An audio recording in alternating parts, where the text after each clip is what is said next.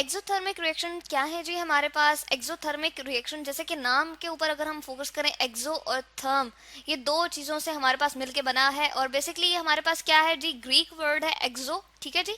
एक्सो का मतलब होता है किसी चीज़ का बाहर निकलना, इवॉल्व होना। अगर हम इन दोनों चीज़ों का मीनिंग देखें तो हम कहते हैं इवॉल्व प्लस हीट, यानी कि हमारे पास क्या है, ये दोनों कॉम्बिनेशन है एवोल्यूशन का, यानी कि कोई चीज़ हमारे पास बाहर निकल रही है। एक्सो का मतलब है कि बाहर निकलना, ठीक है। और किस चीज़ ने जी बाहर निकलना है? थर्म, यानी कि हीट ने।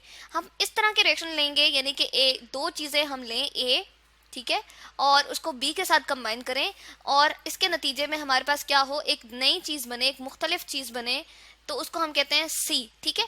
अब इस रिएक्शन में हम कह रहे हैं कि हीट अगर बाहर निकले, हम कहते हैं कि हीट इवॉल्व हो रही है, तो इस तरह के रिएक्शन को हम कहेंगे एक्सोथर्मिक रिएक्शन, ठीक है। जैसे इसके लिए बहुत ही एक हमारे पास आम से, जैसे हम रूटीन में भी देख रहे होते हैं, अगर हम लें लकड़ी और उसको जलाएं, ठीक है, या फिर कोयला लें और उसको हम क्या करें जी? जलाएं, ठीक है। तो हमारे पास ये क्या करता है? हीट इवॉल्व करता है, यानी कि बाहर की तरफ हमारे पास हीट हमें महसूस होती है। तो हम कहते हैं कि इसकी क्या है जी? हीट ये प्रोड्यूस कर रहा है, इवॉल्व कर रहा है, तो ये रिएक्शन क्या हुआ? एक्सोथर्मिक रिएक्शन हुआ।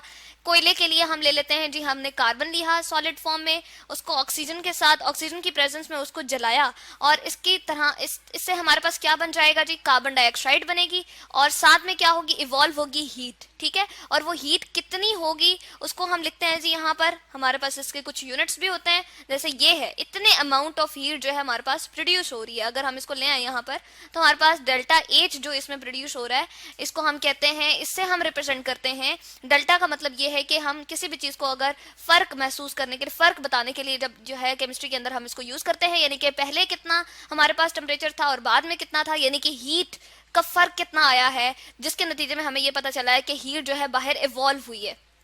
पहले इनका इतना टेम्परेचर नहीं था, लेकिन जैसे ही ये कार्बन डाइऑक्साइड रिएक्शन हमारे पास कंप्लीट हुआ, कोयले को ऑक्सीजन की मदद से हमने क्या किया जी? जलाया, तो हमारे पास क्या हुआ? ये इसको हीट जो है वो ये प्रोड्यूस करके हमें दे रहा है, जिसकी वजह से ये नेगेटिव साइन जो है एक्सोथर्मिक रिएक्शन की निशानी है जी, हम इसको जाहिर करते हैं। और ये जो किलो जूल पर मोल हमारे पास लिखा हुआ है, डेल्टा एच जो प्रोड्यूस हुआ है, यदि कि इस पूरे रिएक्शन में कोल को जब हम ऑक्सीजन की प्रेजेंस में जलाते हैं, तो हीट जो प्रोड्यूस होती है, साथ में कार्बन डाइऑक्साइड बनती है हमारे पास, और हीट जो प्रोड्यूस होती है वो -393.7 किलो जूल पर मोल होती है जी। और 393 इसकी अमाउंट है जो कि हमारे पास हीट प्रोड्यूस हुई है। और माइनस साइन क्यों लिखा हुआ है? माइनस साइन हमारे पास इसलिए शो कर रहा है कि हमारे पास ये इवॉल्व हो रही है हीट, एक्सोथर्मिक रिएक्शन है, इसलिए हमने ये माइनस साइन यहाँ पर शो किया है, ठीक है। इसी तरह का हमारे पास एक जर्नल सा रिएक्शन है जो कि हम घर में करते हैं, जैसे हम चूल्हे के अंदर हम कहते हैं कि हमारे पास कौन सी गैस है जी? मीथेन गैस है, ठीक है।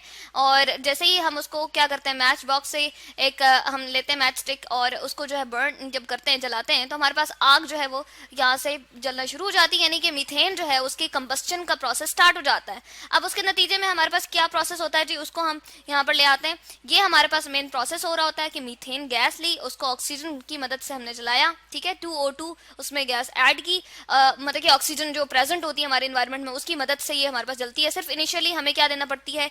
यहाँ पर हीट देना पड़ती है, ठीक है। एक हमें मैच स्टिक से हम इसको क्या करते हैं, इनिशियली स्टार्ट करते हैं इसकी कंबस्टन, तो ये जलना शुरू जाती है। तो हमारे पास दो चीजें बनती है, कार्बन डाइऑक्साइड, और साथ में हमारे पास बनती है जी 2 यहाँ पर मोल्स ऑफ वाटर बनते हैं, ठीक है।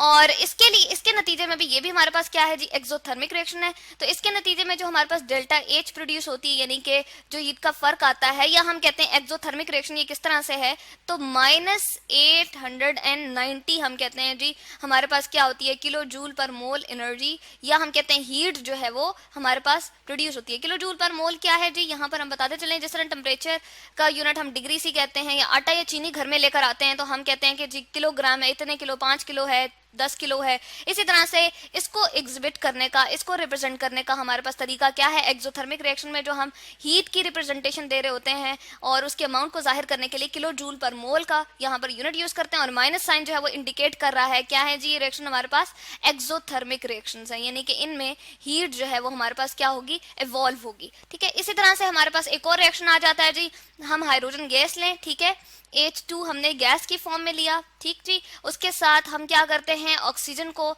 ऐड करते हैं, यहाँ पर प्लस साइन में लिख रही हूँ जी, यहाँ पर हाफ मोल ऑफ ऑक्सीजन हो गया।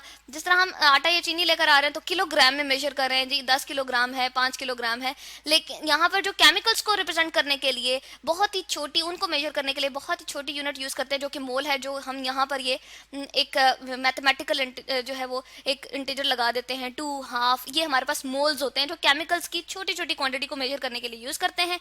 इसके नतीजे में हमारे पास क्या बन जाता है जी, हमारे पास वाटर बनता है। ठीक है, वाटर लिक्विड फॉर्म में बनेगा। लेकिन अब ये दोनों गैसेस हैं, यहाँ पर ये बात याद रहे कि ये दोनों गैस हैं और ये हमारे पास किस में कन्वर्ट हो जाएगा, लिक्विड में।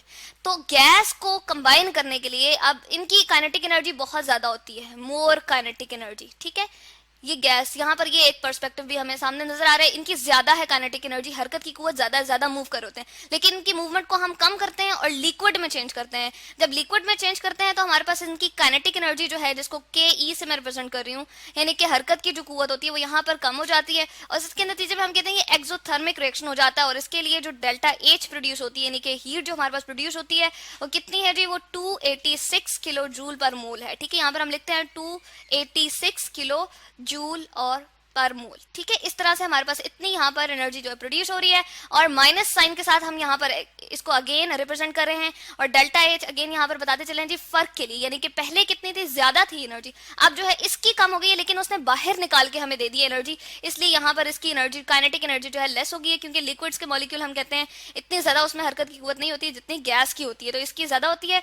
और जब ये लिक्विड में कन्वर्ट हो गया तो इसकी जो amount, excess amount of energy थी, वो कहाँ चली गई जी, वो बाहर यहाँ सराउंडिंग में हमें फील हो गई और इस तरह से हमें पता चला ये हमारे पास एक्सोथर्मिक रिएक्शन है। तो ये होते हैं जी एक्सोथर्मिक रिएक्शन, जिसमें हीट हमारे पास इवॉल्व होती है, कोयले का जलना। ठीक है, जिस तरह से हम ये कह रहे हैं कार्बन डाइऑक्साइड प्रोड्यूस करके हमें दे रहा है ऑक्सीजन की मदद से, कार्बन जब हमारे पास जलता है, और हीट -393 माइनस साइन को अगेन एक्सोथर्मिक रिएक्शन है, इसलिए हम रिप्रेजेंट कर रहे हैं।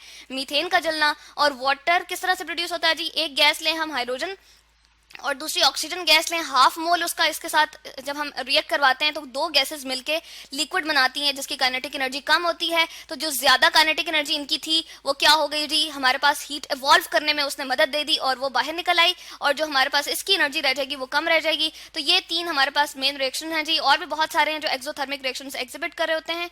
हमारे पास रिएक्शन, एक्सो का मतलब है इवॉल्व करना, बाहर निकलना, और थर्म का मतलब ये है कि हीट, और इसको माइनस साइन से हम इंडिकेट करते हैं जब भी हम केमिकल रिएक्शन लिखते हैं। तो डेल्टा एच जो उनकी हीट का फर्क होता है वो माइनस साइन से यहाँ पर हम उसकी जो है वो रिप्रेजेंटेशन दे रहे होते हैं। तो ये है जी हमारे पास एक्सोथर्मिक रिएक्शंस।